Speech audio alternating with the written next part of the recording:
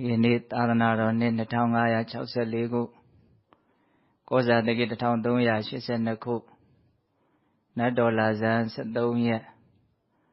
2020ခုနှစ်12လပိုင်း29ရက်တနင်္ဂနွေနေ့ညချမ်းအခါကာလ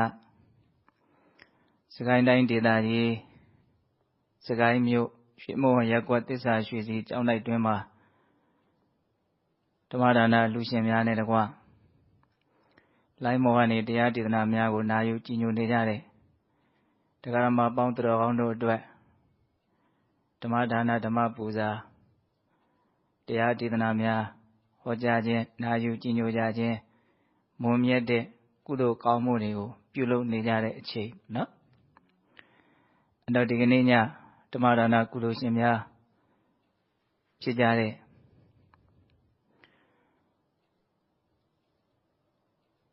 ဒေါက်တာမင်းဇော်ညာဒေါက်တာစန္ဒရာမိုးသမီးအင်ဇလီမိုးညာစစ်ဒနီဩစတြေးလျနိုင်ငံနောက်ပြီးတော့အဖွားတော်ချစ်ယုံမိခင်ကြီးဒေါ်ညွန့်ညွန့်တို့အားအမှုထား၍ဖခင်ကြီးဦးလှဖြိုး58နှစ်ဝယ်လွန်ခြင်းတစ်နှစ်ပြည့်ရည်စုပြီးတော့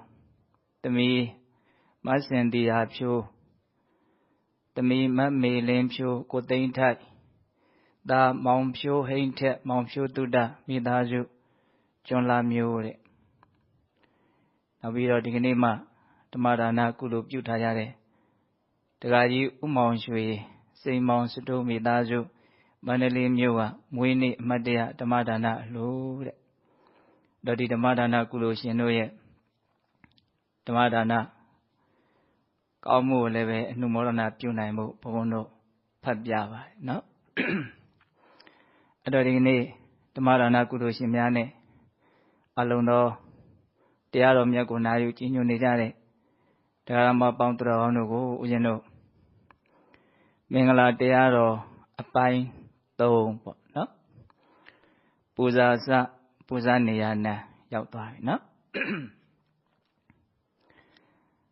ကြီးစည်းခြင်းရဲ့အကြောင်းတရားကြီးပွားခြင်းရဲ့အကြောင်းတရားကောင်းမြတ်တာတွေအလုံးစုံပြည့်စုံခြင်းရဲ့အကြောင်းတရားကိုမင်္ဂလာလို့ခေါ်တာလို့မှတ်သားခဲ့ကြပြီဟုတ်လားအတေဝနာသဘာလနံပန္တိတာနိသတေဝနာပူဇာစပူဇာနေရနံဧတမင်္ဂလမုဒ္ဓမလူမိုက်ကိုမပေါင်းရဘူးပညာရှိသူတော်ကောင်းကိုပေါင်းရမယ်အဲ့ဒီမင်္ဂလာတရားနှစ်ပါးပြောခဲ့ပြီနော်ဒီကနေ့ညပူဇာစပူဇာနေရနံပူဇော်တဲ့ပူဇော်ထိုက်တဲ့ပူဇော်ခြင်းကိုခံယူခြင်းကထိုက်တဲ့အရာတွေကိုပူဇော်ရတာလေမင်္ဂလာတဲ့အဲ့တော့ပူဇော်တယ်ဆိုတာဘာလဲဒီနေရာမှာပူဇော်တယ်ဆိုတဲ့စကားလေးကိုအရင်စရှင်းရမယ်နော်ပူဇာတိတက္ကာရဂရုကာရမာနနဝန္ဒနာပူဇာတိပူဇော်တယ်ဆိုတာတဲ့တက္ကာရစိတ်ထဲကရိုးရိုးသေးသေးတကယ်ကိုပဲမုံမုံမြက်မြက်လေးလေးစားစားဂရုကာရနော်စိတ်ထဲကတကယ်ကိုအလေးအနက်ထားပြီးတော့မာနနမြက်မြက်နိုးနိုးဝန္ဒနာနော်ရှ िख ိုးတဲ့သဘောအပူဇော်ခြင်းမှာအဓိပ္ပာယ်တွေကယူသေးတဲ့သဘောလေးစားတဲ့သဘောတန်ဖိုးထားတဲ့သဘောမြတ်နိုးတဲ့သဘောနောက်ဆုံးရှ िख ိုးတဲ့သဘောလက်ဥချီမိုးပြီးတော့မန်ကိုနှိမ့်ချပြီးတော့မြတ်နိုးလုံးလို့ရှ िख ိုးတဲ့သဘောထိတောင်ရောက်သွားတယ်ပေါ့အဲ့တော့ပူဇော်တယ်ဆိုတာဘာလဲစိတ်ထဲကအဓိကအဲ့ဒါကိုတန်ဖိုးထားပြီးတော့တန်ဖိုးကိုနားလေတဲ့စိတ်ရှိလို့လဲတန်ဖိုးထားတာပေါ့နော်မြက်မြက်နိုးနိုးတကယ့်ကိုပဲလေးလေးစားစားရိုးရိုးသေးသေးစိတ်ထဲကနော်တကယ်ကိုပဲတန်ဖိုးထားတဲ့စိတ်နဲ့မြက်မြက်နိုးနိုးအယိုသေးပြုတ်အဲ့ဒါကိုဘာခေါ်တော့ပူဇော်တယ်လို့ပြောတယ်အဲ့တော့ဘယ်အရာတွေကပူဇော်တိုက်တာတော့အကျဉ်းမြင့်တော့နားလည်ထားကြပြီသားဖရာတရားတန်ခါယရဏမြတ်၃ပါးနဲ့တကွမိဘဆရာဒါဟာပူဇော်တိုက်တဲ့အရာတွေလို့ဒီလိုရေဘူးရမှတ်သားထားကြတယ်ပေါ့နော်အဲ့တော့ဒီနေရာမှာနည်းနည်းလေးပြောစရာလေးတစ်ခုရှိတာက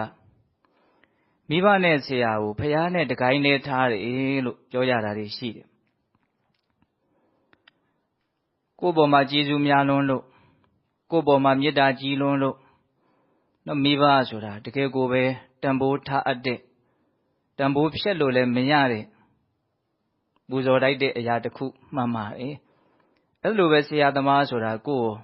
မသိသေးတာသိအောင်မတတ်သေးတာတတ်အောင်နော်အများကြီးသင်ကြားပေးတဲ့အတွက်ကြောင့်အလွန်တရာမှကျေးဇူးကြီးတာမှန်ပါတယ်သို့တော့ဖရာတရားတန်ခါယရဏမြတ်သုံးပါးနဲ့ဓာန်တူဆိုတာကတော့မဟုတ်ဘူးဆိုတာကိုနားလည်ရမယ်ဟုတ်လားဖရာတရားတန်ခါယရဏမြတ်သုံးပါးဆိုတာကတကယ်ကိုသူကအတုမရှိဘူး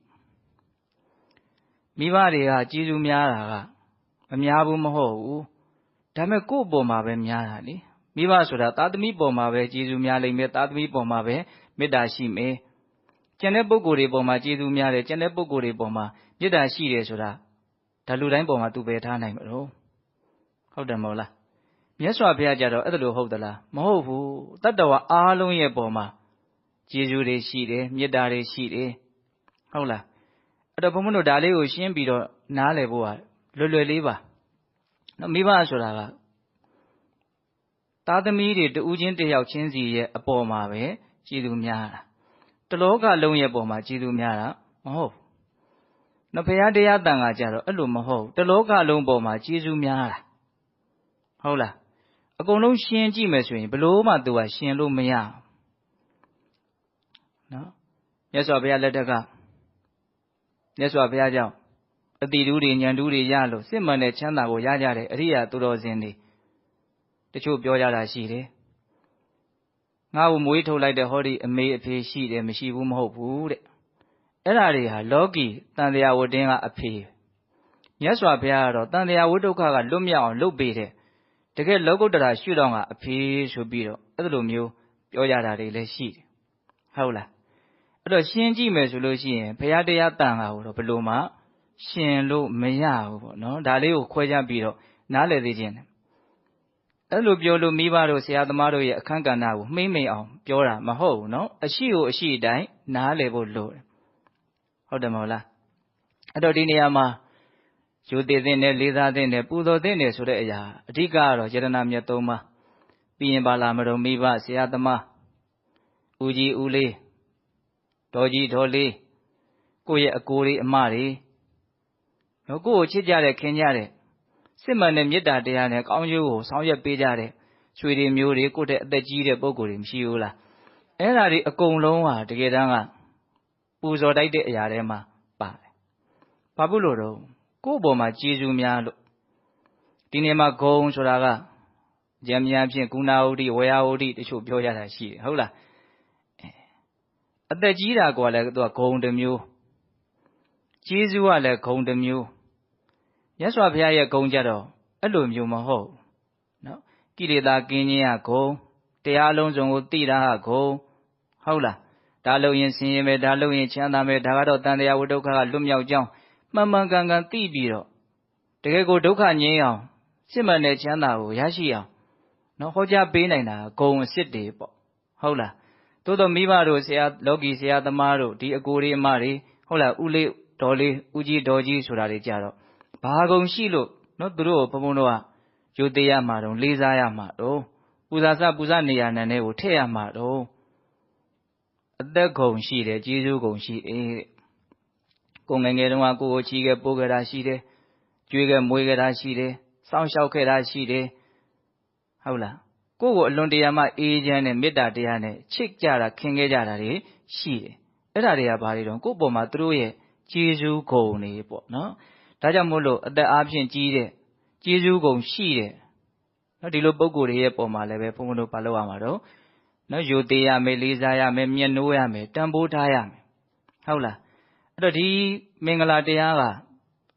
တကယ်တမ်းသူကလည်းအခြေခံကြလို့အရေးကြီးလို့သူ့ကိုရှေ့တန်းတင်ထားတာနော်လူမိုက်ကိုမပေါင်းရဘူးပညာရှိသူတော်ကောင်းကိုပေါင်းရမယ်ဆိုတာဟာအရေးကြီးသလိုတန်ဖိုးထားတဲ့တန်ဖိုးထားတတ်တဲ့အရာတွေကိုတန်ဖိုးထားတတ်တဲ့စိတ်ရှိဖို့ကလည်းအရေးကြီးတာပဲနော်လောကကြီးမှာဘယ်ဟာတန်ဖိုးရှိတယ်ဘယ်ဟာကတန်ဖိုးမရှိဘူးနော်ဘယ်ဟာကတော့ဘလောက်ထိမြတ်နိုးတိုက်တယ်ဘယ်ဟာကတော့ဘလောက်ထိမမြတ်နိုးတိုက်ဘူးအစရှိသဖြင့်နော်အဖို့တန်တာနဲ့ပတန်တာကိုဘုံဘုံတို့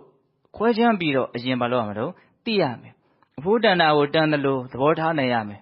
အဖိုးမတန်တာကိုလည်းမတန်တယ်လို့သဘောထားတတ်ရမယ်ဘုန်းဘုန်းတို့ကအကုန်လုံးရောပြီးတော့ထားလို့မရဟုတ်လားဒါကြောင့်ဒီပူဇာစပူဇာနေရနာမင်္ဂလာကိုလေးနဲ့တည်းဆိုတာကိုမြင်ရမယ်နော်ဒါကြောင့်မို့လို့ဘုံဘုံပြောရင်တာလေးတွေဒီမှာနော်စုထားတယ်ပေါ့နော်အဲ့လိုမျိုးပူဇော်တဲ့အခါမှာယူသေးတဲ့အခါလေးစားတဲ့အခါတန်ဖိုးထားတဲ့အခါနော်ဒီလိုမျိုးပြုမှုတာတွေဟာနော်ဘလို့ကောင်းကျိုးတွေကိုဖြစ်စေတယ်လေအလွယ်ကလေးဘုံဘုံတို့ကြည့်ကြည့်လိုက်တပြေငယ်စတော်ကြီးပြောတာလေးမှတ်သားစရာကောင်းငယ်ရွယ်တဲ့လူတွေကကိုယ့်ထက်အသက်အားဖြင့်ကျေးဇူးအားဖြင့်ကိုယ့်ပေါ်မှာနော်ရှိကြတဲ့အသက်ကြီးတဲ့ကျေးဇူးကြီးတဲ့ပုဂ္ဂိုလ်တွေကိုဒီလိုမျိုးမိဘတွေရဲ့ပုံမှာကိုယ့်ထက်အသက်ကြီးတဲ့ဆွေမျိုးတွေရဲ့ပုံမှာဟုတ်လားတို့ရိုးသေးသေးလေးလေးစားစားတန်ဖိုးထားပြီးတော့ဆက်ဆံတာဟာ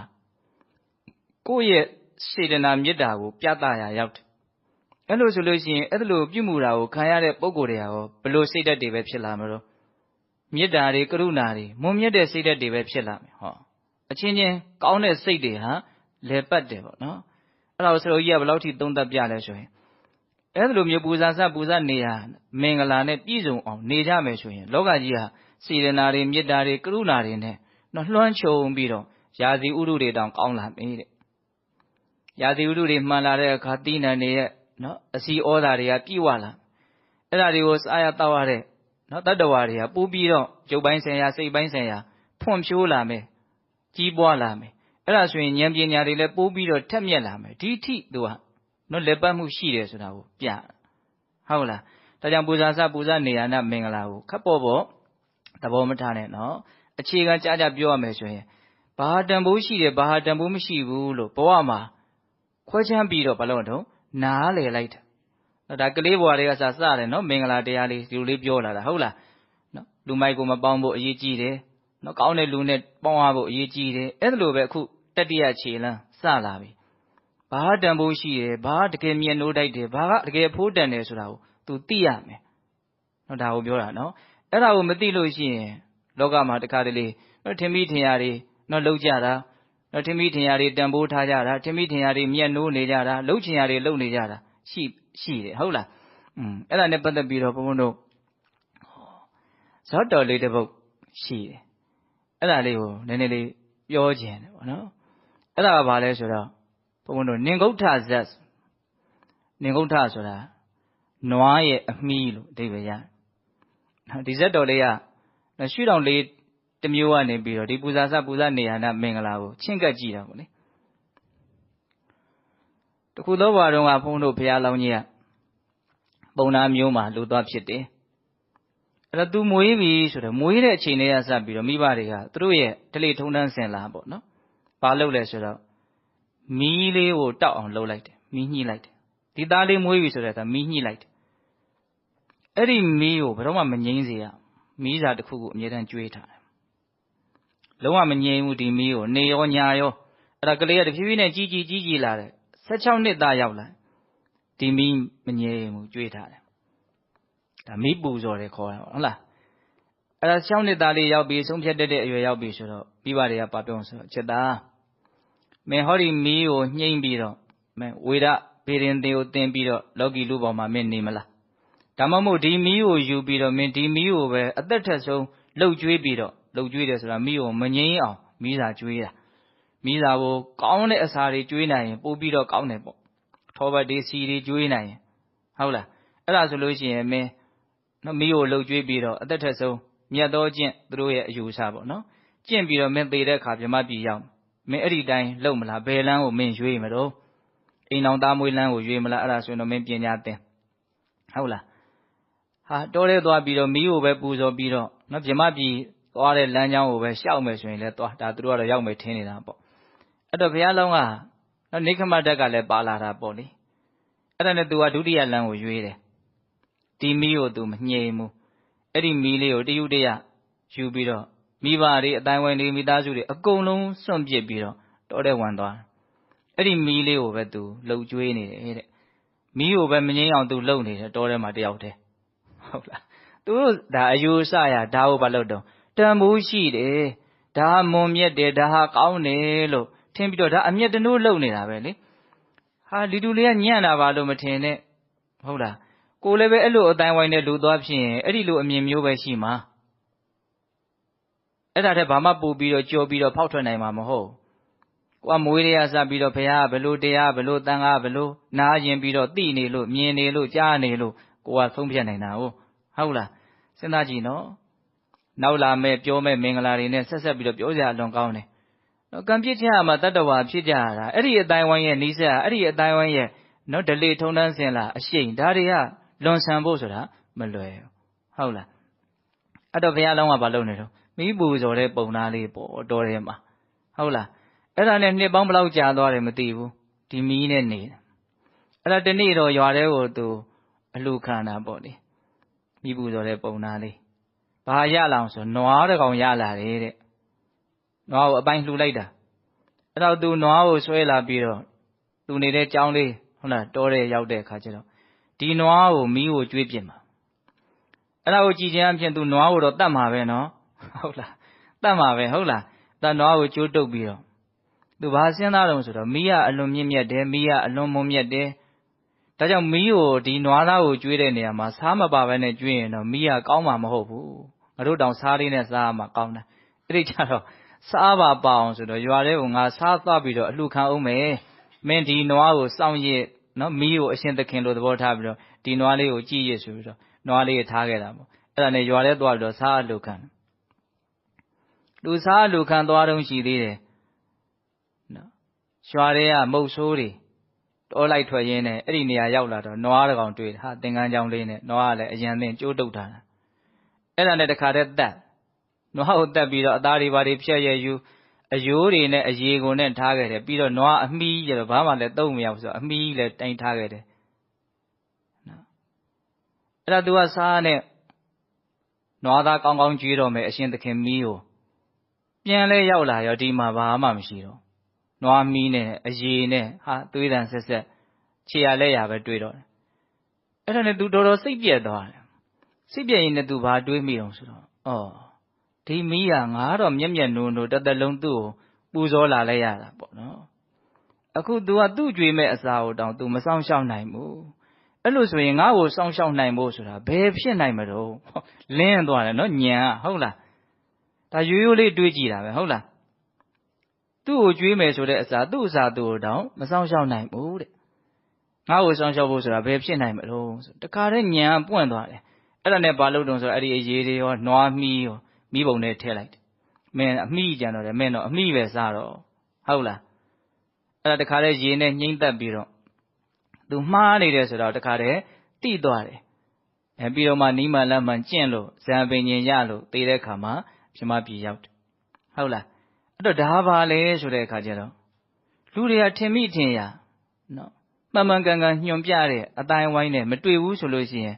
်သူနာတဲ့ရောက်တာသူ့မျက်စိနဲ့မြင်တာကိုပဲသူဒါအမှန်လေးထင်ပါပဲလေဒါဒီကနေ့ခေတ်ကမ္ဘာလောကကြီးမှာအယိုးအစားအမျိုးမျိုးအတွေ့အမြင်မျိုးမျိုးနဲ့ရှင်းသန်းနေကြတာကြည့်ရင်သိနိုင်ပါလေဟုတ်လားဒါကြောင့်မို့လို့ဘယ်ရာတန်ဖိုးရှိတယ်ဘယ်ရာတန်ဖိုးမရှိဘူးဘယ်ရာကမြင့်နိုးတိုက်တယ်ဘယ်ရာကမမြင့်နိုးတိုက်ဘူးအစရှိတဲ့ဖြင့်ခွဲခြမ်းပြီးတော့သိဖို့ဆိုတာကနော်ကိုကမှန်မှန်ကန်ကန်ခွဲခြားတတ်တာနဲ့ဒါကိုလွယ်တယ်လို့ပြောလို့မရဘူးဒါလေးကိုဦးစားပေးပြီးတော့ပြောနေတာဟုတ်လားဒါကြောင့်ဘယ်ရာဟာပူဇော်တိုက်လဲဆိုတာလေးကိုပဲဘုံဘုံတို့ရှင်းရှင်းလင်းလင်းပိုင်ပိုင်နိုင်နိုင်သိထားဖို့မလိုဘူးလားလိုတယ်နော်ဘုရားတရားတန်ခါယတနာမြတ်သုံးပါးနဲ့တကွာမိဘဆရာသမားဟုတ်လားကိုယ့်ရဲ့ဆွေတွေမျိုးတွေအကိုတွေအမတွေဦးကြီးဦးလေးတော်ကြီးတော်လေးဒါတွေဟာပါတော့အသက်အားဖြင့်ကျေးဇူးအားဖြင့်ကိုယ့်ပေါ်မှာအသက်လည်းကြီးတယ်ကျေးဇူးလည်းရှိတယ်ပေါ့နော်ဒါကြောင့်မလို့ဘာလို့ရမလို့မြတ်နိုးရမယ်တန်ဖိုးထားရမယ်လေးလေးစားစားရှိရမယ်ပေါ့နော်ဒါပူဇာစပူဇာနေရတာအမင်္ဂလာနဲ့ပတ်သက်ပြီးတော့နောက်စပြီးတော့ပြောတာပေါ့အဲ့ဒါလို့ဆိုလို့ရှိရင်ဘုံဘုံတို့ဘာကြောင့်ဒီပူဇော်တဲ့အရာကိုပူဇော်ရတာတော့ပြောလို့ရှိရင်ကောင်းကျိုးချမ်းသာတွေအများကြီးရမှာမှုလို့သူစကားလေးကိုကပူဇော်တိုက်တယ်ဆိုတာဘာတော့ပူဇော်တဲ့ပုဂ္ဂိုလ်ကိုချမ်းသာဒုက္ခတွေအများကြီးပေးတယ်လို့ဒါဟာပူဇော်ခြင်းကထိုက်တယ်ဆိုတဲ့အဓိပ္ပာယ်ပူဇော်တဲ့လူဘက်ကကြည့်မယ်ဆိုလို့ရှိရင်လည်းဒီအလုပ်ကိုလှုပ်ထိုက်တယ်လို့ဘုန်းဘုန်းတို့ပြောတယ်ဆိုကြပါစို့ဒီအလုပ်ကိုလှုပ်လို့ရှိရင်နော်ချမ်းသာဒုက္ခကောင်းကျိုးတွေအများကြီးရမှာဆိုဟာဒီအလုပ်လှုပ်ထိုက်တယ်ဆိုကြပါစို့နော်မန်းလေးကိုသွားလို့ဘုန်းဘုန်းတို့သိန်း100လောက်ရမယ်ဆိုရင်မန်းလေးကိုသွားထိုက်တယ်ဟုတ်လားဒါလေးကိုလှုပ်လိုက်လို့ ဘလောက်ရမယ်ဆိုရင်ဟာဒီအလုပ်လုပ်ထိုက်တယ်ပြောရတာမရှိဘူးလားရှိတယ်အဲ့တော့ပူဇော်တဲ့အတွက်ကြောင့်ကောင်းကျိုးချမ်းသာတွေအများကြီးရနိုင်တဲ့အတွက်ကြောင့်နော်ဒီပူဇော်တဲ့အရာတွေဟာပူဇော်ထိုက်တယ်ကိုကလည်းပဲနော်ပူဇော်ထိုက်တဲ့အလုပ်တစ်ခုလုပ်ထိုက်တဲ့အလုပ်တစ်ခုဆိုတဲ့အမြင်မျိုးဟုတ်လားအဲ့လိုပူဇော်ထိုက်တဲ့အရာကိုပူဇော်ရင်ဘာဖြစ်မလို့အနှစ်ချုပ်ကတော့ကောင်းကျိုးချမ်းသာတွေအများကြီးရနိုင်တယ်ဘာဖြစ်လို့တော့ဘုံဘုံတို့အခြေခံလေးကြည့်ကြည့်ရအောင်နော်ဘုရားတရားတန်ခါကိုဘုံဘုံတို့ပူဇော်ထိုက်တဲ့အရာတွေထဲမှာအဓိကနားလည်ရမှာပေါ့နော်ဘာဖြစ်လို့ပူဇော်ထိုက်တယ်လဲဆိုရင်နံပါတ်1ကမြတ်စွာဘုရားဟာနော်ကိလေသာခတ်သိမ်းငြိမ်းလို့မြင့်မြတ်တော်မူတယ်ပေါ့ဖြူစင်တန်ရှင်းတော်မူတယ်ပေါ့ဟုတ်လားအထူးသဖြင့်တရားလုံးစုံကိုသိပြီးတော့နော်ဒုက္ခငြိမ်းဖို့အတွက်နိလန်းကိုညွှန်ကြားပေးနိုင်တယ်စစ်မှန်တဲ့ချမ်းသာကိုရရှိဖို့အတွက်နိလန်းကိုညွှန်ကြားပေးနိုင်တယ်ဒါကြောင့်မို့လို့မြတ်စွာဘုရားကိုပူဇော်မယ်မြတ်စွာဘုရားကိုမြတ်နိုးမယ်ဆိုလို့ရှိရင်ဘုန်းဘုန်းတို့မှာနော်ကောင်းကျိုးတွေအများကြီးရနိုင်တယ်တနည်းအားဖြင့်ဒီမြတ်နိုးတဲ့စိတ်ပူဇော်တဲ့စိတ်ထဲမှာဒီဂုဏ်ကိုညှို့ကိုင်းတဲ့သဘောလေးကပါနေတယ်ဒီမြတ်စွာဘုရားရဲ့မြင့်မြတ်တဲ့သဘောကိလေသာကင်းတဲ့သဘောတရားကိုသိတဲ့သဘောလေးတွေကိုဘုန်းဘုန်းတို့တန်ဖိုးထားတဲ့သဘောနော်ကိုယ်လည်းပဲငြိမ်းအေးခြင်းတယ်ကိုယ်လည်းပဲသိခြင်းတယ်ဆိုတဲ့အားကျတဲ့သဘောလေးတွေမပါဘူးလားပါတယ်အဲ့ဒါလေးကဒါပူဇော်ခြင်းရဲ့အနှစ်သာရလို့မဆိုနိုင်ဘူးလားဆိုနိုင်နော်ဒါကြောင့်မို့လို့ယတနာမြတ်သုံးပါးကိုပူဇော်လို့ရှိရင်ကိုယ်စိတ်ထဲမှာမြင့်မြတ်တဲ့စိတ်ဖြစ်သွားတယ်ယတနာမြတ်သုံးပါးကိုတန်ဖိုးထားရင်ကိုယ်စိတ်ထဲမှာတန်ဖိုးရှိတဲ့စိတ်ဖြစ်သွားတယ်အဲ့ဒီမြင့်မြတ်တဲ့စိတ်တန်ဖိုးရှိတဲ့စိတ်ကလေးဟာပဲကိုယ့်ကိုမြင့်မြတ်တာတွေတန်ဖိုးရှိတာတွေကိုဆက်လက်ပြီးတော့ဖြစ်ပေါ်စေမယ်ပေါ့ဟုတ်လားဒါကြောင့်ဘုရားရှိခိုးတဲ့အခါမျိုးမှာဒီလိုလေးစိတ်ကလေးထားပြီးတော့ဘုန်းဘုန်းတို့ရှိခိုးကြရမယ်ဟုတ်လားဘုရားတရားတန်ခါအလွန်တရာမှတန်တရားမှာပေါ်ပေါက်ခဲတဲ့ဖြစ်ထောင်ဖြစ်ခဲတန်ဖိုးကြီးမားတဲ့အရာနဲ့ဘုန်းဘုန်းတို့တွေ့ကြကြုံကြရတာဟုတ်လားနော်ဘုရားပွင့်လာဖို့ဆိုတာလွယ်တာမဟုတ်နော်အများကြီးစူးစမ်းအထောက်ခဲ့ရတယ်အချိန်ကြီးအများကြီးပေးခဲ့ရတယ်ပေါ့ဟုတ်လားအဲ့ဒါတွေကိုဘုန်းဘုန်းတို့စုံစုံစည်းစည်းစဉ်းစားပြီးတော့မြတ်စွာဘုရားရဲ့မြင့်မြတ်ပုံမြတ်စွာဘုရားရဲ့တန်ဖိုးရှိပုံဟုတ်လားဒါတွေကိုစိတ်ထဲကနေမြင်ပြီးတော့နော်ပူဇော်တဲ့စိတ်နော်တန်ဖိုးထားတဲ့စိတ်ကလေးတွေကိုမုံမုံမြတ်မြတ်ဖြစ်အောင်လုပ်ရမယ်အဲ့ဒါဆိုလို့ရှိရင်မြတ်စွာဘုရားဘယ်လောက်တောင်ဟောတာတော့အဘိဝါဒနာတိလိတ္တနေသဝဒ္ဓပစာယိနောစတ္တာရောဓမ္မဝဋ္ဌန္တိအာယုဝန္တောဒုက္ခမလံလူတိုင်းကြားဘူးတယ်နော်ဒီဥစ္စာနော်မြတ်စွာဘုရားရဲ့ပုံမှာယတနာမြတ်သုံးပါးရဲ့ပုံမှာတကယ်ကိုတန်ဖိုးထားတဲ့စိတ်နဲ့နော်ရိုးကျိုးတဲ့စိတ်နဲ့မျက်မျက်နှုံနှုံရှ िख ိုးမယ်ဆိုလို့ရှိရင်အကျိုးကျေးဇူး၄မျိုးဟာအမြဲတမ်းတိုးမယ်တဲ့အာယုဝန္တောဒုက္ခမလံနော်ကိုယ့်ရဲ့လူဘဝမှာနေနိုင်ခွင့်လို့ဆိုတဲ့အသက်ဆွဲဆန့်နိုင်တယ်ဒီစိတ်ကဟုတ်လားကိုယ့်ရဲ့ရုပ်ရည်အစဉ်အယောင်အဝါပို့ပြီးတော့တောက်ပနိုင်စေတယ်ပို့ပြီးတော့တန့်ရှင်းစေနိုင်တယ်ဟုတ်လားကိုယ့်ရဲ့ဂုဏ်သတင်းနော်နောက်ကိုယ့်ရဲ့ချမ်းသာမှုအမျိုးမျိုးအများကြီးတိုးလာနိုင်တယ်ကိုယ့်ရဲ့ကိုယ်အားဉာဏ်အားစိတ်အားတွေအများကြီးတိုးလာနိုင်တယ်အာယုဝန္နဒုက္ခဗလ၄မျိုးပေါ့နော်ဒါကြောင့်မို့လို့ပူဇော်ခြင်းဒီမင်္ဂလာဆိုတာအဲ့ဒီလိုကောင်းကျိုးတွေကိုရစေတတ်လို့နော်ပူဇော်ရတာကိုမင်္ဂလာလို့ပြောတာဒါပြစ္ဆုတ်ပန်အကျိုးကိုပြောနေတာနော်တကယ်တမ်းကဒီလောက်တင်ကလားမကဘူးနော်ဟိုတလောကဘုန်းဘုန်းတို့ပြောတဲ့တုတ်တန်လေးအမှတ်ရအောင်မလားမသိဘူးနိဝေတကတုတ်တန်ဆိုတာလေကိုပြောလို့ရှိရင်နားထောင်မယ်လို့ထင်ရတယ်ကိုချစ်တဲ့မြတ်နိုးတဲ့ကိုယ့်ရဲ့ဆွေတွေမျိုးတွေမိသားစုဝင်တွေအပေါင်းအသင်းတွေမိတ်ဆွေတွေကိုစကားကိုသူတို့ကလည်းနားထောင်မယ်လို့ဆိုလို့ရှိရင်သူတို့လည်းကိုကတကယ်ချမ်းသာသေးခြင်းနဲ့ဆိုရင်ဘုရားအကြောင်းတရားအကြောင်းတန်ခါအကြောင်းကိုပြောပေးပါဆိုတာလေးမှတ်မိတယ်မဟုတ်လားအဲ့ဒီမှာမြတ်စွာဘုရားဗာပြောတာတော့ဏိကုံးချုပ်လေးမှာလေဒီယတနာမြတ်သုံးပါးကိုသူတို့ရဲ့ဂုဏ်သူတို့ရဲ့ကျေးဇူးကိုသိပြီးတော့နော်မျက်မျက်နှုံနှုံတန်ဖိုးထားပြီးတော့ကိုယ်အကွယ်မဲ့စီးကပ်မဲ့ဆိုလို့ရှိရင်ပထဝီအာဘောတေဇောဝါယောဓာတ်ကြီးလေးပါးကမှတမျိုးတမီဖောက်ပြန်ခြင်းဖောက်ပြန်သွားနိုင်သေးတယ်ယတနာမြတ်သုံးပါးရဲ့ပုံမှာတကယ်ကြည်ညိုတဲ့စိတ်နဲ့မျက်မျက်နှုံနှုံတန်ဖိုးထားတဲ့ပုဂ္ဂိုလ်တယောက်အတွက်နော်ဖောက်ပြန်ပြောင်းလဲသွားစရာအကြောင်းမရှိဘူးတဲ့ဒီနေ့မှာဖောက်ပြန်ပြောင်းလဲတယ်ဆိုတာဘာပြောတာတော့အပယ်လေးပုံရောက်သွားတာကိုပြောတာနော်လူဘဝသေးလို့အပယ်ပုံရောက်သွားတယ်ဆိုတာအကြီးမားဆုံးအဆိုပါဆုံးသောဖောက်ပြန်မှုကြီးပေါ့ဟုတ်လား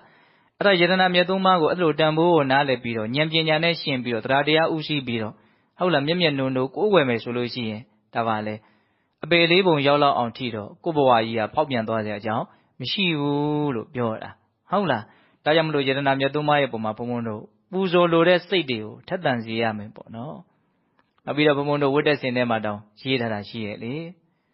ဧဝံစိန္တိယဗုဒ္ဓဗုဒ္ဓဂုဏစိန္တိယစိန္တိယပတ္တနာနံပါကောတိစိန္တိယောဧဝံစိန္တိယဓမ္မဓမ္မဂုဏစိန္တိယစိန္တိယပတ္တနာနံပါကောတိစိန္တိယော ဧဝံစိန္ဒိယတန်ခါကုဏစိန္ဒိယစိန္ဒိယပတ္တနာနံပါကောတိစိန္ဒိယောဒါလေးကိုမြန်မာပြန်လေးမေးတော့တချို့ကအဓိပ္ပာယ်နားလည်ခြင်းလို့မေးရတာရှိတယ်ဟုတ်လားအဓိပ္ပာယ်ကဘာပြောတာတော့နော်ဘုရားတရားတန်ခါယတနာမြတ်သုံးပါးဆိုတာမကြံစီနိုင်လောက်အောင်နော်ဂုဏ်ကျေးဇူးတွေကြီးမားတယ်တဲ့နော်ဘုရားရဲ့ဂုဏ်ဘုရားရဲ့အည်အသွေးဘုရားရဲ့ကောင်းမြတ်မှုဟာနော်စိတ်ကူးနဲ့ကူးလို့မရလောက်အောင်စိတ်ကူးတဲ့နယ်ပယ်တဲ့ဟိုဘက်ကိုလွန်နေတယ်ပေါ့ဘုံဘုံတို့တွေးကြည့်လို့မသိနိုင်ဘူးပေါ့နော်အစိန္တိယဆိုတာကြံစီလို့မရဘူးမကြံစီနိုင်ဘူးမတွေးတတ်ဘူးလို့ပြောတာနယ်ပယ်ကျယ်လို့ဟုတ်လားအဲ့လိုမျိုးဘုရားတရားတန်ခါရဲ့အလွန်ကြီးမားတဲ့ဂုဏ်ကျေးဇူးကိုကိုကစိတ်ထဲကကြည်ညိုမယ်ဆိုလို့ရှိရင်ကိုယ်တန်တမှာလည်းပဲမကြံစီနိုင်လောက်အောင်ကြီးကျယ်တဲ့ကောင်းမှုတွေဖြစ်သွားတယ်တဲ့ကောင်းမှုတွေကမကြံစီနိုင်လောက်အောင်ကြီးကျယ်တာတွေဖြစ်သွားပြီဆိုရင်အဲ့ဒီကောင်းမှုကြောင့်ဖြစ်မဲ့အကျိုးရလဒ်ဟာလည်းပဲမကြံစီနိုင်လောက်အောင်ကြီးကျယ်တာတွေဖြစ်သွားတယ်တဲ့ဒါကြောင့်တချို့တက်တည်ပြလို့မရဘူးဘာကြောင့်လို့အကြောင်းအကျိုးရှာဖို့အလွန်ခက်တဲ့အနေအထားမျိုးကိုရောက်သွားတာပေါ့နော်ယောဂါတွေပျောက်သွားတာမျိုးဟုတ်လားကြံကြံဖန်ဖန်ဘေးတွေကလွတ်သွားတာမျိုးဟုတ်လားဒီယတနာမြတ်သုံးပါးရဲ့ပုံမှာကြည်ညိုစိတ်ရဲ့စွန့်ရည်တတ္တိပေါ့နော်မဖြစ်နိုင်ဘူးလို့ထင်ရတာတွေဖြစ်သွားတာမျိုးဖြစ်မယ်လို့ထင်ရတာတွေမဖြစ်ဘဲနေတာမျိုးဟုတ်လားဒါပါတော့အစိန္ဒိယသဘောဆိုတာအဲ့ဒါကိုပြောတာဟုတ်လားဒါကြောင့်ပူဇာစပူဇာနေရတဲ့မင်္ဂလာကိုအများကြီးဘုံဘုံတို့တန်ဖိုးထားရမယ်ပေါ့ဟုတ်လားတော့ဒီနေရာမှာမြတ်စွာဘုရားဟောပုံလေးတစ်ခုပူဇာရဟေပူဇာရတောဗုဒ္ဓေယတိဝတာဝကေပပင်္စသမတ္တိကံနေတိဏ္ဍသောကပရိတေဝေတေတာရိတေပူဇာတောနေဗုတေအကုတောပေနတကပုံညာသင်္ခါတောဣမိထမပိကေနစီအဓိပ္ပာယ်ဘာပြောတာတော့နော်ပူဇော်ခြင်းကထိုက်တဲ့ပပင်္စသမတ္တိကံနေတဲ့တဏမာနဒိဋ္ဌိလို့ဆိုတဲ့ဒီတန်တရားဝိတုခကိုအဆုံးမတတ်နိုင်အောင်ချဲ့ထွင်တတ်တဲ့တရားစိုးတွေကိုကြော်လွန်သွားတဲ့နော်တိဏ္ဍသောကပရိတေဝေစိုးရင်ချင်းငိုကြွေးခြင်းတွေကနေလွန်မြောက်သွားတဲ့ဗုဒ္ဓေယတိဝတာဝကေဖရာပြည့်စေကဗုဒ္ဓယဟန္တာအရှင်မြတ်တွေဟုတ်လားလောကမှာရှိတယ်တဲ့ဖရာရဲ့ဂုဏ်လေးကိုပြောတာလေးမြန်တော်တော်ကောင်းတယ်နော်ပပင်္စသမတ္တိကံနေနော်တဏမာနဒိဋ္ဌိတရား၃ပါးကိုပပင်္စတရားလို့ခေါ်တယ်ပပင်္စဆိုတာအကျေချက်တဲ့သဘောမပြီးနိုင်ဘူးပေါ့မပြီးနိုင်အောင်လုပ်နေတာတန်တရားထဲမှာမပြီးနိုင်ဘူးတဘွားပြီးတဘွားဟုတ်လားသွားနေတာအဲ့ဒီတွန်းအားဟုတ်လားအဲ့ဒါကိုဘာခေါ်တော့ပပင်္စတရားတဏမာနဒိဋ္ဌိနော်ဆွဲမဲ့တဲ့သဘောဟုတ်လားရှင်ပြိုင်တဲ့သဘောပုဂ္ဂိုလ်တ attva လို့ထင်မှမှားတဲ့သဘောအကျဉ်းမြင်လေးပေါ့နော်အဲ့ဒီတရားတွေကနေလွန်မြောက်သွားတယ်နော်စိုးရိမ်မှုငိုကြွေးမှုတွေကိုအကုန်လုံးကျော်လွှားသွားနိုင်တယ်နော်ဖရာမှုရှိတဲ့အပိစေကဗုဒ္ဓမြတ်စွာဘုရားတပိတာဝကတွေအဲ့ဓာတွေရှိတယ်တဲ့အဲ့ဒီဥစ္စာတွေဟာဘယ်လိုသဘောရှိတော့အဲ့ဒီအရာတွေကနော်တေတာရိတေပူဇရတော့နေဗုတေအကုတောပေသူတို့ဟာအငြိမ်းချမ်းကြီးငြိမ်းချမ်းသွားကြပြီပေါ့နော်ဘေးအန္တရာယ်တွေကဘာမှမရှိတော့ဘူးဘေးဒုက္ခတွေသူတို့မှာဘာမှမရှိတော့ဘူးအဲ့ဒီလိုထူးကဲမြင့်မြတ်တဲ့ဒီယရနာထိုက်တဲ့အရာတွေကိုနော်ကိုယ်စိတ်ထဲကနေပြီးတော့ပူဇော်မယ်ဆိုလို့ရှိရင်နတကပုံညာသင်္ခါတုံဒီကုသိုလ်ဟာဘလောက်ရှိတယ်လို့တိုင်းတာရေးတွက်လို့မရဘူးတဲ့အဲ့ဒါဒီလောကကြီးမှာဘလို့ဉာဏ်ကြီးတဲ့လူကမှဒီကုသိုလ်ကိုတိုင်းတာလို့မရဟုတ်လားဒါလေးကမြတ်စွာဘုရားတခါဒေသစာတွေလှည့်လည်ရင်းနဲ့ပုံနာကြီးတယောက်ကနော်နတ်ကွန်းကြီးတစ်ခုကိုသူတို့ရဲ့ဘိုးဘွားပြီးပင်နော်ရှေးဟောင်းအစဉ်လားကိုးကွယ်မှုအရာသူကအမြဲတမ်းရှ िख ိုးပြီးတော့ကိုးကွယ်နေတယ်သူတို့ရဲ့ဘိုးဘွားအစဉ်အဆက်ကစဒါသူတို့ကိုးကွယ်တဲ့အရာကြီးပေါ့နတ်ကွန်းကြီးဟုတ်လားအဲ့ဒါကိုရှ िख ိုးနေတော့မြတ်စွာဘုရားဒီပုံနာမှာကောင်းမှုတွေအများကြီးရတယ်လို့မင်းရှိအဲ့တော့ယဟန်တွေကဟဲ့နတ်ကွန်းကြီးကိုရှ िख ိုးနေတာကိုမြတ်စွာဘုရားဘာလို့ကောင်းမှုတွေအများကြီးရတယ်လို့ပြောရတယ်လေအဲ့တော့မှမြတ်စွာဘုရားရှင်းလင်းပြောပြတာအဲ့ဒါနတ်ကွန်းမဟုတ်ဘူးတဲ့ကတ္တဗမြတ်စွာဘုရားလက်ထက်ကအဲ့ဒါကတ္တဗမြတ်စွာဘုရားရဲ့နော်မှန်းပြီးတော့ဇီဒီတည်ထားတဲ့နော်ရွှေဇီဒီနေရာကြီးပေါ့ဒီနေရာကြီးကဟုတ်လား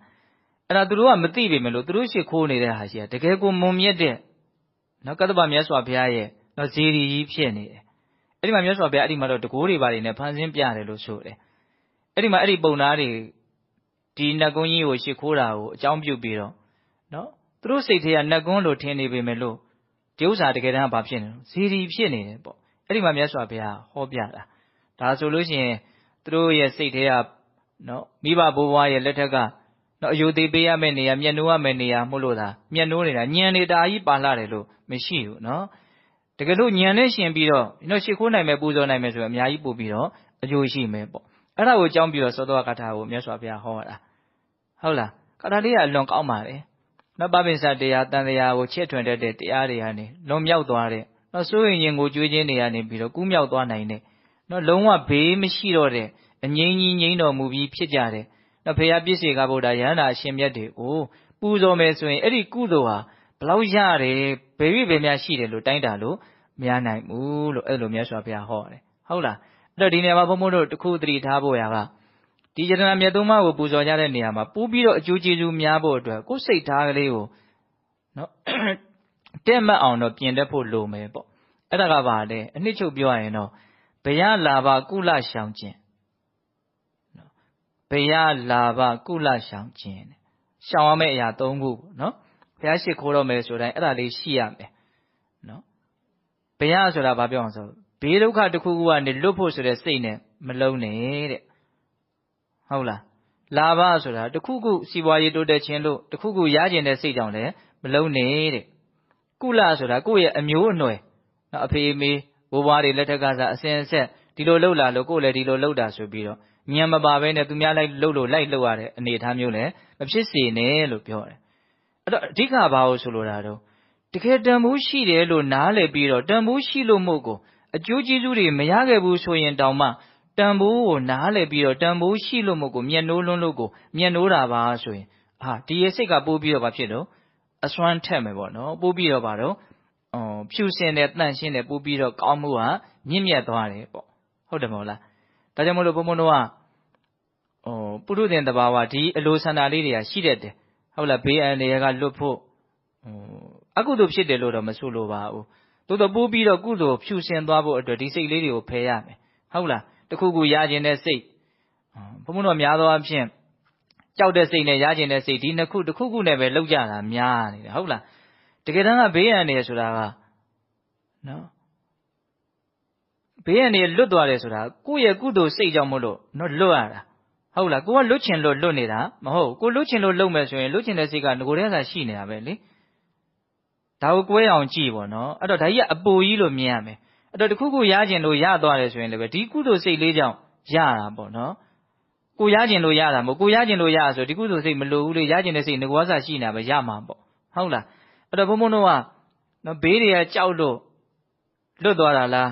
နော်ကိုရကျင်တာတွေလက်လာပါတွေရကျင်လို့ရတာလားဒါမှမဟုတ်ရเสียအကြောင်းရှိလို့ရတာလားဆိုတာကိုမြင်အောင်ကြည့်မယ်ဆိုရင်အကြောင်းတရားကိုသာပို့ပြီးတော့ကောင်းအောင်ဘုံဘုံတို့ကကြိုးစားခြင်းစိတ်ပို့ပြီးတော့ဖြစ်လာမယ်ဟုတ်လား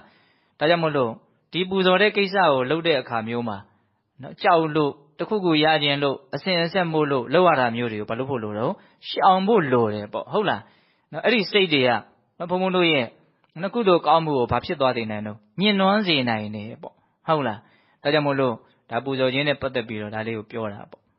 ့ဆက်ပြီးတော့ပြောခြင်းတဲ့အပိုင်းလေးကဘာတော့ပူဇော်ခြင်းတွေထဲမှာဘလို့ပူဇော်ခြင်းဟာအမျက်ဆုံးလဲပူဇော်ခြင်းတွေကိုနည်းနည်းခွဲချမ်းကြည့်မယ်ပေါ့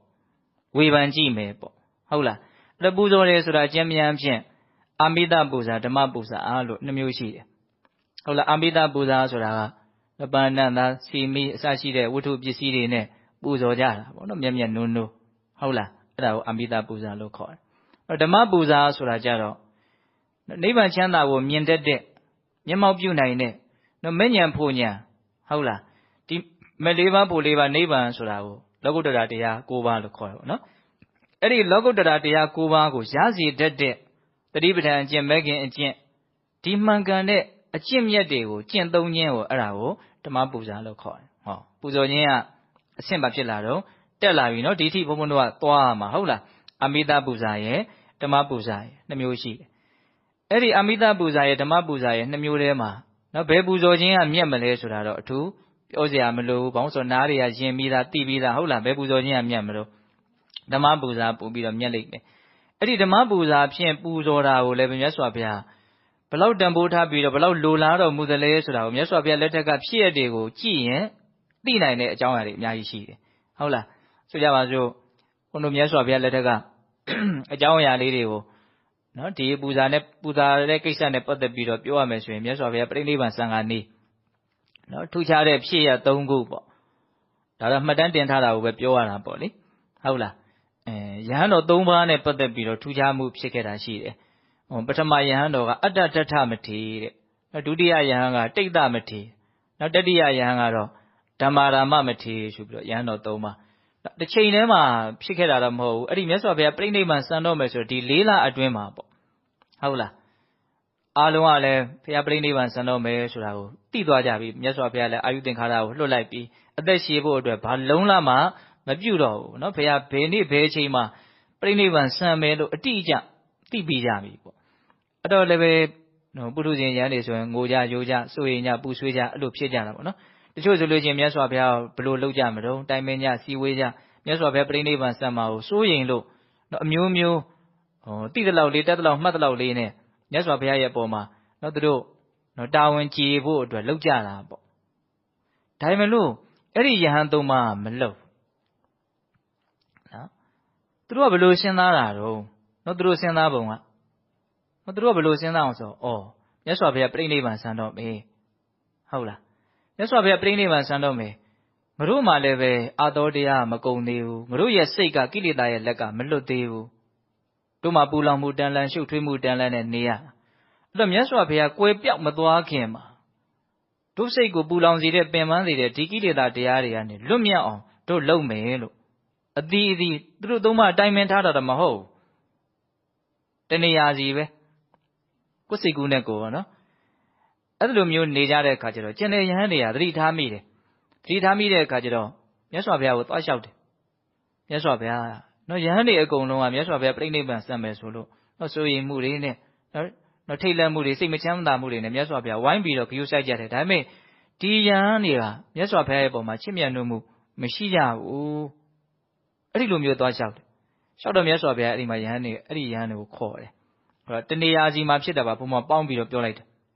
အဲ့ဒီမှာအတ္တတထမထေပထမဝတ္ထုလေးပေါ့နော်ပထမအကြောင်းအရာလေးအဲ့ဒီအတ္တတထမထေရောက်လာတဲ့အခါကျတော့မေးတာပေါ့ဟုတ်လားကျန်တဲ့ယဟန်တွေလို့ငါ့ပုံမှာဂရုမစိုက်ကြဘူးလို့ပြောတယ်ဆိုတော့မြတ်စွာဘုရားကိုသူတို့ကလည်းသူတို့တွေးထားတဲ့အတွေးတိုင်းလျှောက်တာပေါ့မြတ်စွာဘုရားပြိဋိဘံစံတော့မေတပည့်တော်တို့ကလည်းပဲကိလေသာမကင်းကြသေးဘူးဒါကြောင့်မြတ်စွာဘုရားတတ်တော်ထင်ရှားရှိနေတော့မှမြတ်စွာဘုရားမကွယ်ပြောက်သေးခင်မှာကိလေသာရဲ့လက်ကနေလွတ်အောင်လုပ်မယ်ဆိုတဲ့စိတ်နဲ့မို့တရားကိုပဲကြိုးစားပြီးတော့နေမညာမှာလုပ်နေကြပါလို့လျှောက်တယ်အဲ့လိုလျှောက်တဲ့အခါကျတော့မြတ်စွာဘုရားအမိန့်ရှိပုံလေးကိုဓမ္မပဒထက္ကရာထဲမှာရေးပြထားတာရှိတယ်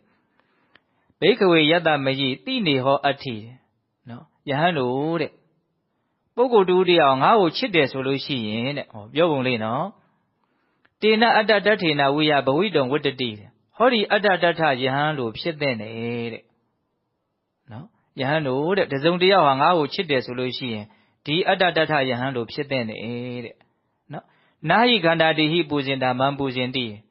နော်မှွေးနှံတာတွေနဲ့ပန်းနေနဲ့အာမိတပူဇာဟုတ်လားပစ္စည်းဝတ္ထုတွေနဲ့ပူဇော်တာငါ့ကိုပူဇော်တယ်လို့မခေါ်နိုင်သေးဘူးတဲ့ဟုတ်လားဓမ္မနုဓမ္မပฏิပတ္တိယပါဏမံပူဇင်တိသောတော့ပြောခဲ့တဲ့လောကုတ္တရာတရား၉ပါးကိုရစေတတ်တဲ့နော်တတိပဋ္ဌာန်တရားမဂ်ခင်၈ပါးအကျင့်မြတ်တရားတွေကိုကျင့်သုံးခြင်းသည်သာလျှင်ငါ့ကိုပူဇော်တယ်လို့ခေါ်နိုင်နေတဲ့တတ္တမအင်ဂျင်နာပိအတ္တတထသတိတေနေဝဘဝိတ္တဗံဒါကြောင့်မို့လို့တဲ့တခြားသောယဟန်တွေဟာဟောဒီအတ္တတထယဟန်နဲ့တူအောင်ကျင့်ရမယ်လို့အဲ့လိုဟောတယ်နော်ပြောုံလေးနော်ဟုတ်လားပြန်ပြောမယ်နော်ဒါလေးရောဟုတ်လားငါ့ကိုချစ်တဲ့ပုဂ္ဂိုလ်ဟာဟောဒီအတ္တတထယဟန်လို့ဖြစ်တဲ့တယ်နော်အာမိတပူဇာတွေနဲ့ပူဇော်နေတာငါ့ကိုပူဇော်တယ်လို့မခေါ်နိုင်သေးဘူး